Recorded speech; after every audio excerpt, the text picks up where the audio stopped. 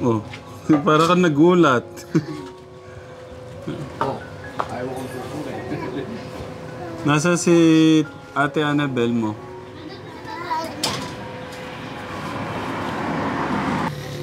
Kailangan mo nang pumasok. Mataas eh, mataas tayo eh. God bless.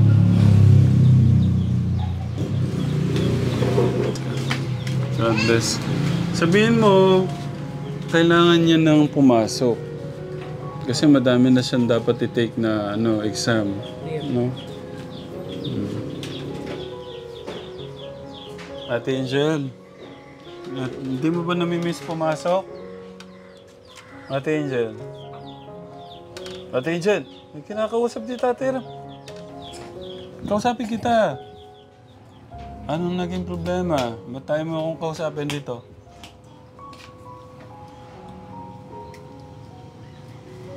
Ala, naging malaya na sa cellphone eh. Kaya, kanina cellphone yung ginagamit, kuya? Ito sa maliit. Oo. Minsan lang yung pumawakan yun. Angel, dito. Kinakausap kita. Upo ka dito.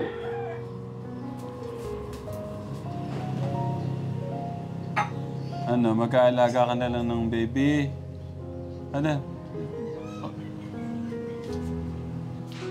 Gusto kong mapabuti yung araw nyo, yung kinabukasan nyo. Dito na. Kausapin kita. Kung hindi pwedeng masunod yung gusto nyo na hindi kayo papasok. Dito na. Upo ka dito.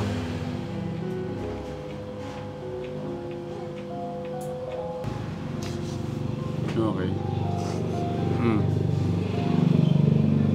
Sabihin mo sa akin, anong problema? Hindi pwedeng kayo yung masunod. Paano yung kinabukasan nyo?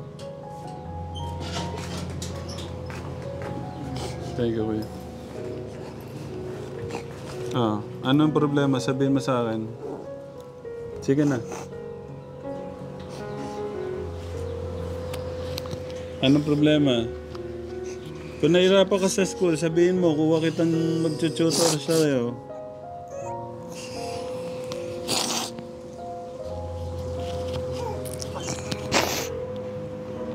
Sabihin mo sa akin anong problema. Hindi kayo yung masusunod. Kami.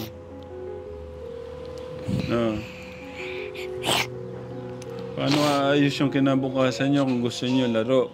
Hindi pwede yung ganon.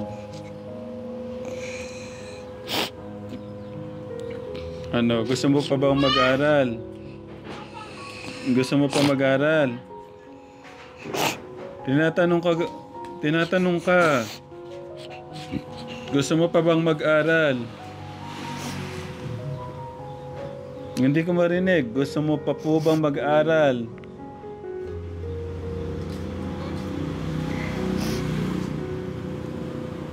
Ate Angel, tinatanong kita. Gusto mo pa bang mag-aral?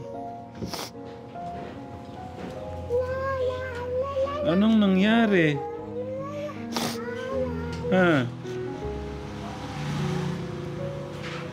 Sabihin mo sa akin, anong problema? May tissue kayo, kuya? Sabihin mo sa akin, ano yung problema? Kuya Rainier, kunin mo nga yung tissue doon sa kulaga. Ayun, sit Kuya August na lang.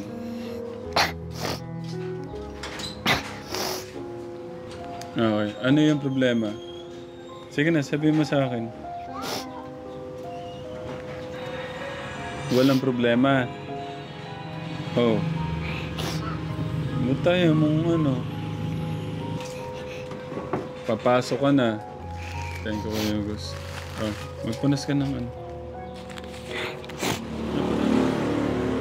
gusto mo pa bang ituloy yung pag-aaral mo? Gusto mo pa ituloy yung pag-aaral? Ate Angel?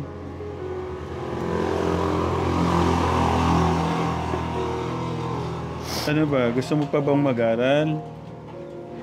Gusto mo pang mag-aral? Hindi na. Ganito na ba katigas ulit ang ulo nito? Ayaw magsalita, kuya? Musunod lang po yan kay Mark eh. Ano nangyari sa'yo, Ate Angel? Mag-aaral pa po ba o ano? Ano bang gusto mong mangyari? Ano gusto mong mangyari?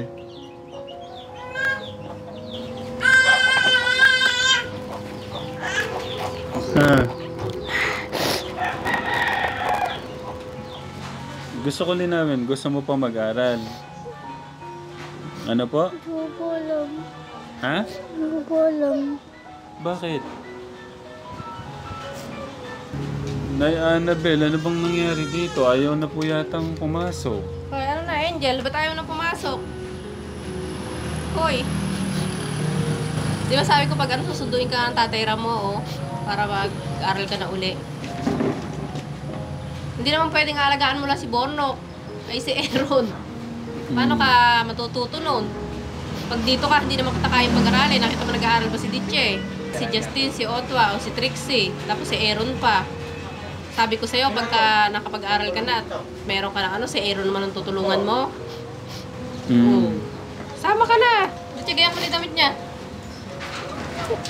Babalik ka uli rito pag wala ka ng pasok. Sa December uli. O, tsaka pupunta na may mama mo ron. Pagtapos ng 40 days ni tatay, 40 days na ni tatay sa Martes eh. O. Tahan na! Ay! Nasanay ka lang dito, nalagaan mo si Aaron eh. Hindi lang pwede laging ganon. Na Ditche nga, tingnan mo, pumasok mo si Ditche. Ano yung bagbag na ano?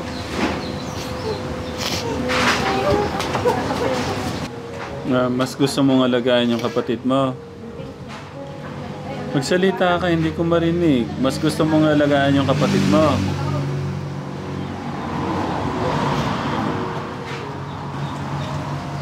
Hindi lang pwedeng alagaan mo lang si ano. Mas gusto niya daw po alagaan si Aaron.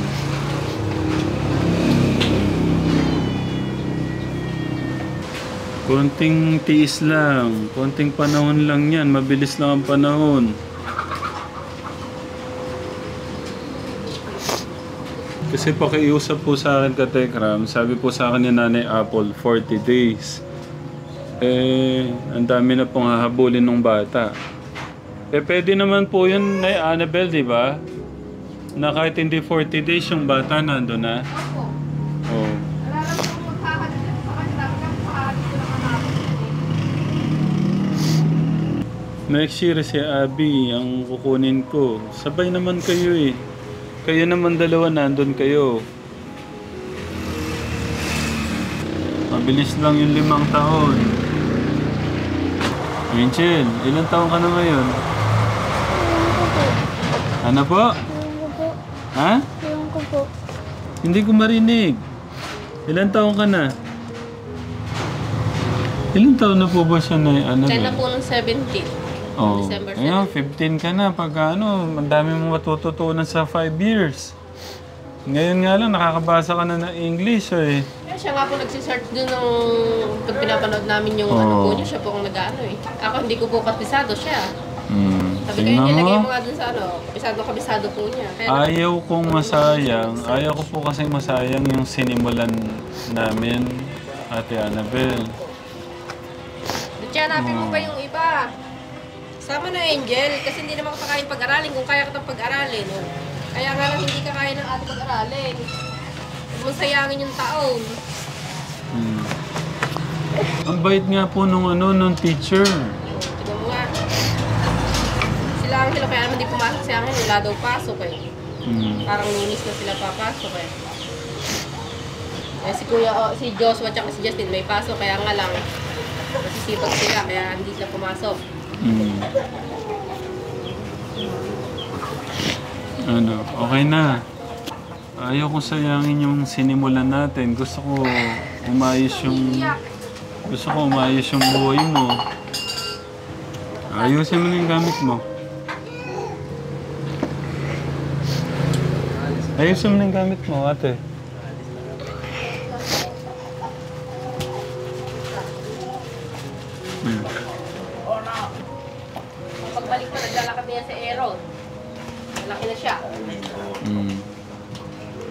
Ayusin mo na yung gamit mo.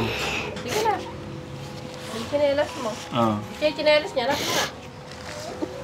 Mabilis ang 5 years, ate. 5 years, 15 ka na. Sige na, dali. Sama na. Ang dami nang mangyayari sa buhay mo. Pag high school ka na yan, hindi mo na sabihin na absent ka na, maiiwan ka para hindi ka papasok. Pag high school ka na, papasok mo. Sige na. Tara, paalam ka na kila ate mo. Dumaan na ako doon, kila mama mo. Tara na. Para hindi na tayo ano. Dali, dali. Sabi na yung chinelas mo. Kaya na, dali. Ayan, hasapit ako. Iatid ka ni ate. Dali ka na, dali na. Ayun na. Uy. Ay. Sabi na yung chinelas mo. Nalaman ni Angelica na hindi ka sasama, magagalit sa iyo. Tsaka ni Ate Tin. Ay, pupuntahan ka na lang namin doon pag dumating si Ate Tin. Dali.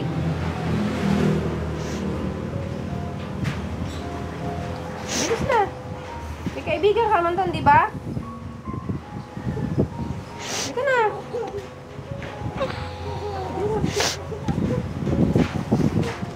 Gusto ko isang bagsa. Ayaw pumilit eh.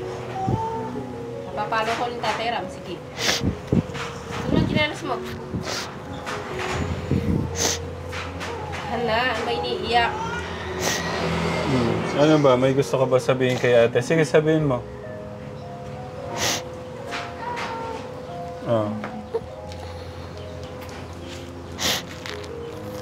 Kung aayaan ko yung gusto mo, masasayang yung ano, yung mga pangarap natin. Pagsisisihan ko yan, pagkainayaan ko yung gusto mo.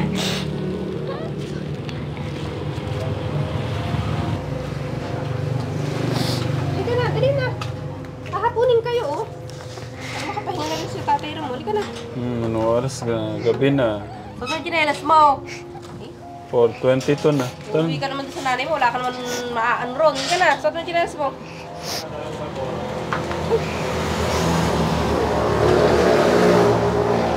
Halika na, dali na. Namatigas ang ulo ng Angel. Bilis mo. Suot mo ang chinelas mo. Dali na. Huwag ka nang umiyak.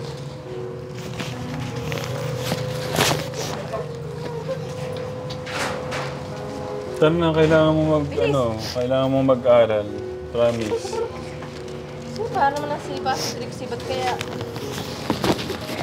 Dali, suot mo ang chinelas mo. Dali, suot mo na. Ay, yung palang anong po pala. Dali. Kasi may mga exam nga po siyang habulin eh. Yung exam mo, sige na, mag-aral ka mabuti, di ba?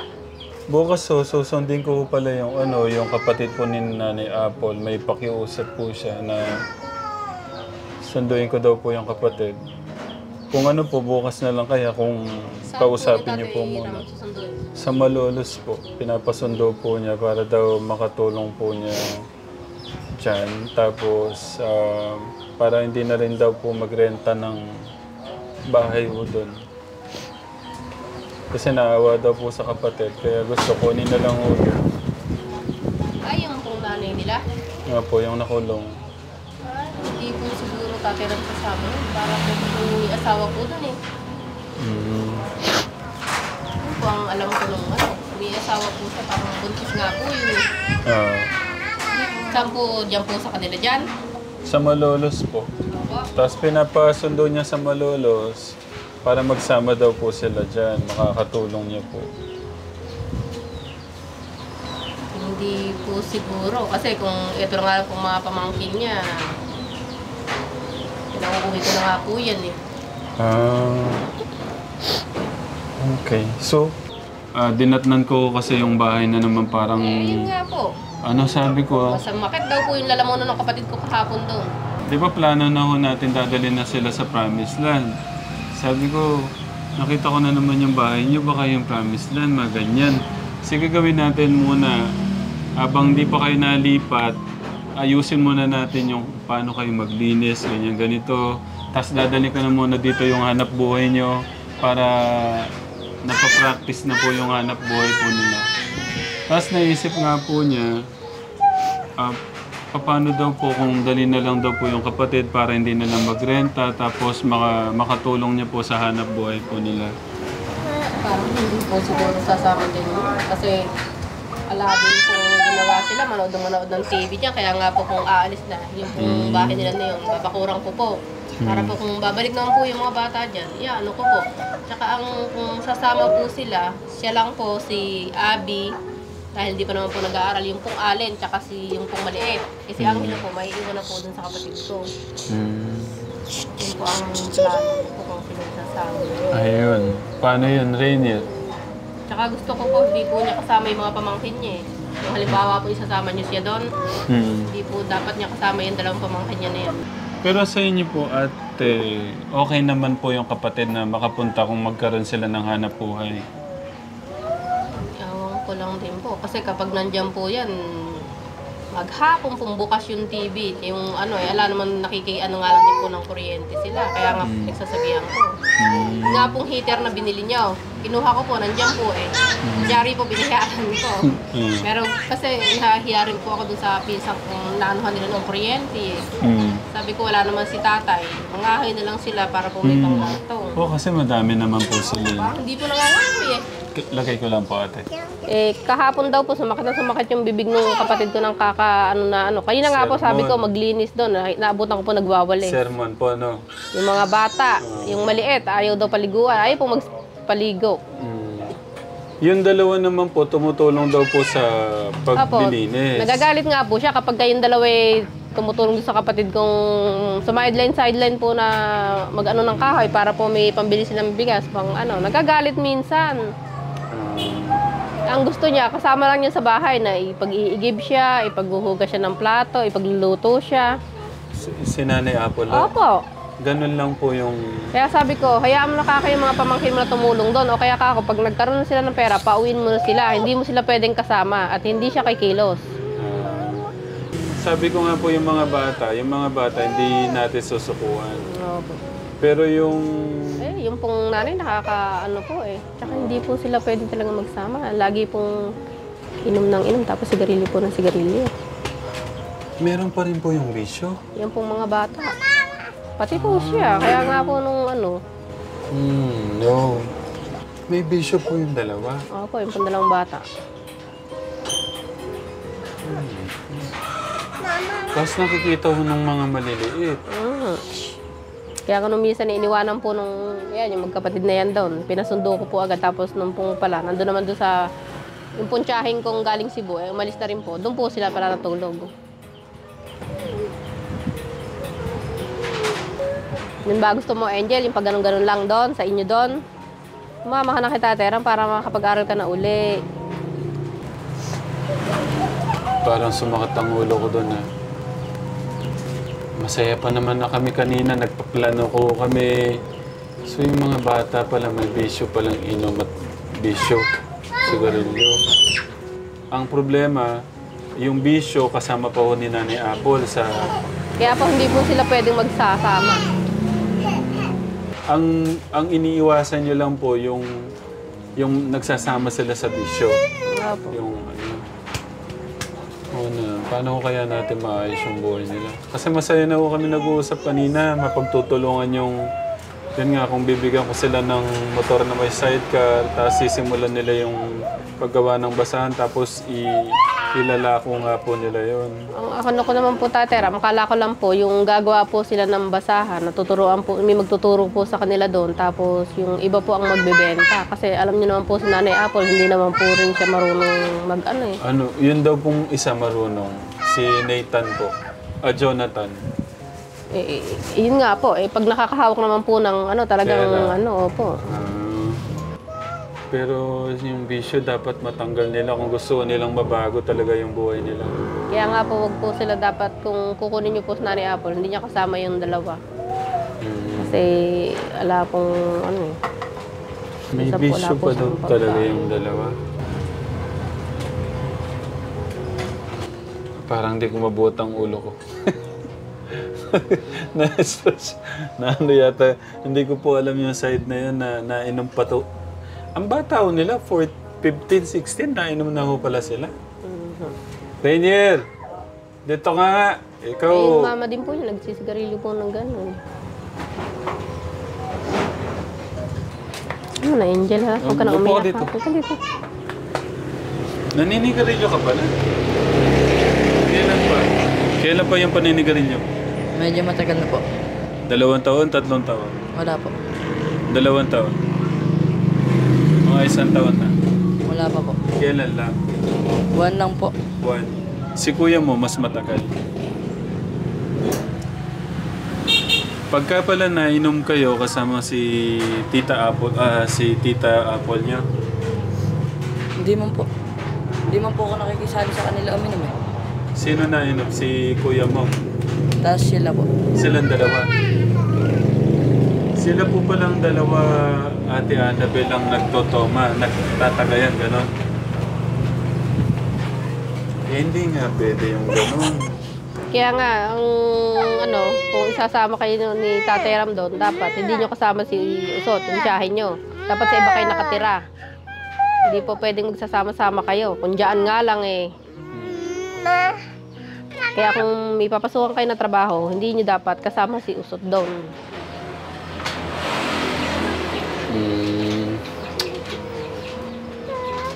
Paano ba yun? Saya-saya naman natin kanina tapos yung tawan ng mga bata, Ate Annabel, masaya po sila na makakasama yung mama. Opo. Pati sa hanap buhay nila. Kaya lang baka mamaya kapag kakasama naman ni Usot yung mama mo dyan naman sila mag-away-away. Kaya kailangan din sila magkasama. Kaya sabihin lang ni Usot na kung kayo nga, di ba? Pinalalayas kayo. Oh. Pag nabubwisit sa inyo. Kung sabihin hindi, ilang beses kayong pinalalayas, di ba? Kaya nga nung ko, pinalalayas daw kayo. Sabi ko, pag nagkapera kayo, pauwi na lang kayo dun sa mama nyo kasi may mama naman kayo. Huwag nyo na ipisiksik yung sarili nyo sa kanya. Kapag hindi nasusunod yung gusto, di ba? Sabi sa akin ni Botoy eh. Pero kung kayo po ang tatanungin, Ate Annabel, hindi talaga pwede magsama. Hindi po. Kasi doon sa bisyo po nila. Kung si Usot nga lang po, mahirap pong alisin yung paninigarilyo na gano'n. Sabihin lang niyang hindi eh. Wala po talaga. Wala po. Pero mahihirapan po siyang alisin. Eh, yung po pa kayang sanay na sanay talaga magsigarilyo. Yung mama mo, no? Sanay na sanay si mama mo sa ano. Naninigarilyo yung mama mo. Nakita akong nagpunta dyan eh. Ayun nga ang inaalis ni Tatay Ram kay Usot eh. Naku. Mama? Paano gagawin natin, Te Annabel? Yun po yung pakiusap. Ang sabi po niya, parang magkakaroon daw po siya ng parang lakas. Hindi po ako naniniwala doon sa sabi ni Usot na yun. Yung pong mga pamangkin niya na nandun, pinapalayas niya kapag sinusumpong siya. Eh, mas mainang gusto ko po na makakaano na lang niya yung mga anak niya talaga. Anak na lang. Pagka yung mga bata niyang maliliit eh, mali. Lumalaban sa mga ganito, di syempre po napapatulan niya, nagagalit siya. Sasabihin ko, paano kukulit naman kakanya yung mga anak ko, tapos nagagalit ka na sinasaktan, na napapalo. Kaya hindi po sila pwedeng magsasama-sama. Paano yung plano natin? Okay lang po. Ikaw, kung kaya mong baguhin yung sarili mo na mangako ka kay Tatay Ram, tapos na hindi mo nga dapat kasama si yung tiyahin mo doon, kung may trabaho na ibibigay sa'yo si Tatay Ram, kasi dyan, ala ka naman trabaho, di ba? O kung yung kapatid mo, isasama siya magtrabaho. Hindi ka pwedeng kasama ni Usot. Pag si Usot na bubwisit, andyang palalayasin kayo. O, hindi kayo patutulogin sa bahay niya. Di ba ginawa niya sa inyo yun? Saan kayo natulog? Ano ba? Sa labas po, ayaw siya papasukan sa loob. Saan labas kayo natulog? May tuloy po. Kaya hindi Wala mo mo pwedeng kasama yung tiyahin mo. Nasabihin niya magbabago siya, hindi ako naniniwala doon. Kasi sinasabi lang niya pagkakausap siya. Pero yung mga ganyan, mga ilang araw, pagkapuno na naman siya, awayin kayo, di ba? Nakikita kayo nagtatrabaho, nagagalit. Ito lang ang masasabi ko, dapat hindi mo kasama yung tiyahin mo. Ang mahirap pala si kuya mo. Malala na sa vision niya. Eh. Pero ano po yan, pagka nagabayan naman yung ganyang edad at saka yung Kasi po kuya siya, po bata niya, pa po siya. ano naman. Wait lang. Alisin mo na muna natin yung ano kay mama mo. Yung kay Angel muna. Ate Angel, ano na? Nakadal sama mo ng Presko Rainier mo doon eh. Magkatrabaho siya ron, no? Makikita mo rin siya ron. Sama na Angel. Makapag-exam ka na, makapag-aaral ka na ulit. Butihin mo yung pag-aaral mo, yung sabi ko sa'yo. Tal natin Angel. Sama na, dali. Dali mo na yung damit mo. Nandiyan na yung pera mo. Kala mo ba ginastos ko? Naggastos mo na nga yung iba nun, di ba? Kaya ako lang kinuha yan para dadalhin mo rin para may pera ka rin. Dagdag rin sa baon mo. Sige na. Tal na. Huwag natin sayangin yung ano. Kasi baka magalit ka sa akin pag tanda mo, ba't di mo ako pinilit, Tatay Ram, sa pag-uwi. Ayaw ko naman pagsisiyan na darating yung panahon na walang papupuntahan yung buhay mo. Sige, yes. Ano? Para maayos natin yung ano. Yan o, dali mo natin bag mo. Mabilis lang ang 5 taon. Pagkalipas ng 5 taon, okay na. Okay na lahat. Ano gusto mo? Kasama ka doon kay Ate Angel? Doon? Kasama ka? Tara. Ang piniplease-please mo. Tumayo mo. Tugas ka ng kamay doon kay Diche. Dali na. Kaya para maayos na natin ang pag-aaral mo. Tugas mo. Ang dumi oh.